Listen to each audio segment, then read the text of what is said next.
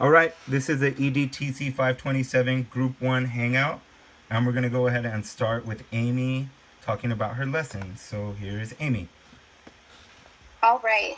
So for my lesson, I incorporated a few different programs. I teach fourth grade, and I was using national parks and state parks to teach them how to research.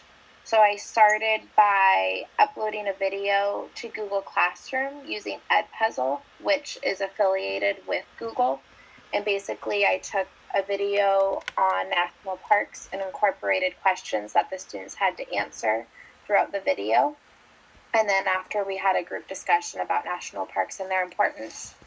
After that, I had the students go on through Google Classroom as well to Education World. And there's a scavenger hunt on Yosemite National Park. And through Google Docs, there's a bunch of questions that they had to find the answers to. And so they went onto the website and had to find these answers. What I found was the biggest problem was that the website's been updated since the scavenger hunt was created. So the students explored a little bit, but it was difficult for them to find the answers. In retrospect, I probably should have done it myself first. And then what I would do next time is create my own scavenger hunt, so I know exactly where the students need to go, what the answers are, and I can kind of help them through that. But I did like that it got the students clicking and just kind of experimenting. Right now, they're afraid to go past that home page. So getting them just to become curious, go further than they thought they would. And they ended up learning a lot about Yosemite National Park. So what I think my students is a better understanding of how to research. And they definitely, I think, know more about national parks than I could have taught them. Last year, I probably would have given them a paper packet with everything they needed to know. Wouldn't have been as interactive or fun. I definitely liked Edpuzzle the best. The kids love the interaction of the videos. They want to answer the questions correctly. So overall, first part of the lesson was good. I would definitely want to create my own scavenger hunts next time. Nice.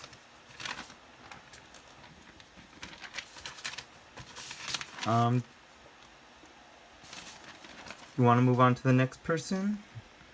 Yeah, sounds good. All right. Next we'll have... Third time's the charm. Yeah, this one is going smooth thanks to my phone. All right, Morgan, you're on. All right, I'm ready. So I teach third grade, and it's very kind of similar to Amy. We have research standards, and I wanted to find a way for them to incorporate research with technology. So I had them use Google Slides to create a presentation about, they had 4 choices of civil rights heroes that they could choose from.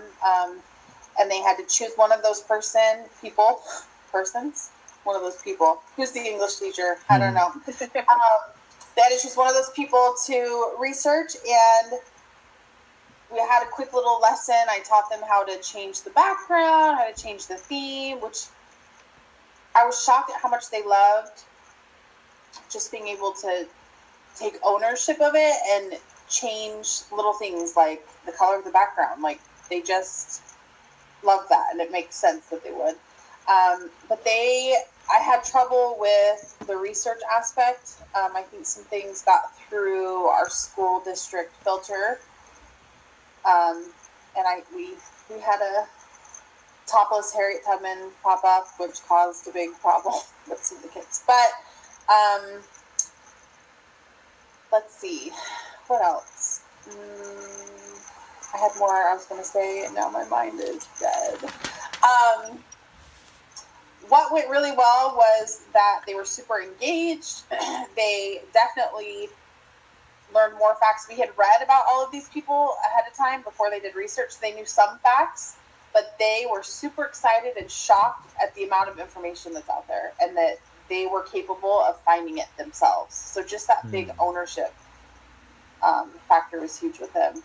And I didn't think that my particular class this year has kind of a hard time with technology, and they they did really well with it.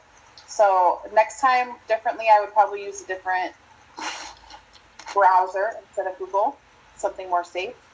But other than that, it went pretty well. And I had linked the different characters in Google Classroom, so they created the slides in Google Classroom.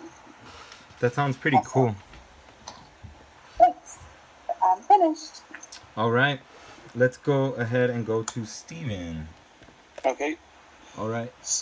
So I teach high school. I teach a behavioral class. So I'm always trying to find ways of using technology without it getting destroyed. So, but what I did was I had thought about web quests, like Amy had talked about, and I think we talked about earlier in the when we were talking about things.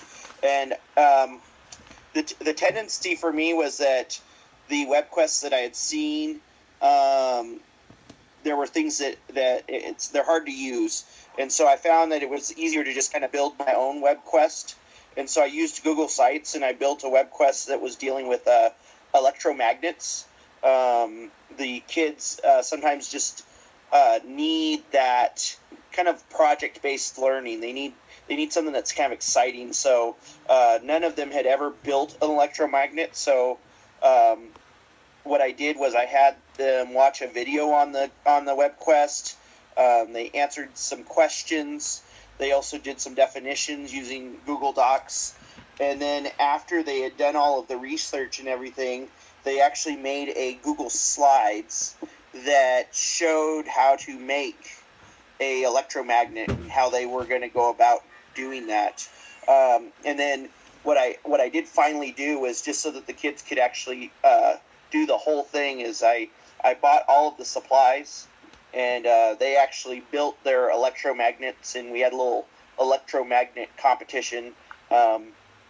But what was really great is that my students, I've been working with Google Slides a little bit since the beginning of the year, and these last Google Slides were really nice. I mean, they actually had all of the information they needed. They had good pictures. They were using different features on Google.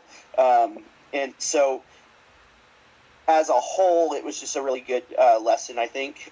Some of the things that I would want to incorporate later is using Google Classroom to actually disseminate the information to them and those types of things. So that would be a good thing to do. And that's pretty much it. All right. Let's move on to me, I guess. All right. It's me, Noah. So for my web-based resource, I used an online curriculum that my school purchased. I teach high school transition skills at an NPS. And so we have an online curriculum called News to You and Unique Learning System. And it's basically, Unique is a complete curriculum and News to You is a current event curriculum. So I did my lesson on a current event, which was on the Winter Special Olympics. And let's see. Basically, the lesson is outlined by the students reading and reading the current event on a smart board. And so News to You is nice because it's differentiated. So there's all kinds of different levels. It's automatically differentiated. So I have like my medium ability range students working on the smart board, and it actually does voice to text and it highlights the words as they're reading them. So it's pretty engaging for them, and they take turns going up to read it. And I have a few advanced readers, so you can actually print out an advanced version of the story, and so I'll have like a small reading group on the side doing that. And it even has like a simplified version, so it's cool because it's so differentiated and it's all built into it. It makes running a really wide ability range class like probably mine or Steven's, it really helps out in the time saving because you don't have to create all these extra things. They're already there. And like the voice to text to voice thing on the stories is pretty cool as well. The resources are basically all online for this curriculum, so it's pretty cool. Everything's just a click away, which is nice because you can save paper. And like in the little current event page, there's a current event, a definition page, a game page. There's even like a recipe, a joke, and then there's like review pages, which you would check for understanding, which have like they're more like worksheet based questions. And felt like the lesson was pretty effective because the students get engaged when they get to go up to the board and click on things and listen to the story being read. And let's see, what else do I have? What I think worked well is the levels of differentiation built in and the fact that everything is available also on like a printable. So that's pretty nice. I think what didn't work too well is sometimes the internet stuff can be spotty. So if the connection's bad, just like we know from tonight, it can be glitchy, and so that's kind of tricky. And student reactions, students like it, and I think what they like the most are doing the joke pages and the recipe, which is something like maybe to change or do is to follow up on this lesson with like one of those, like there's a recipe page where it has a recipe that's about the Special Olympics. It's like, I even have it right here, watch. So it says it's like winter vegetables, and this is like how it looks.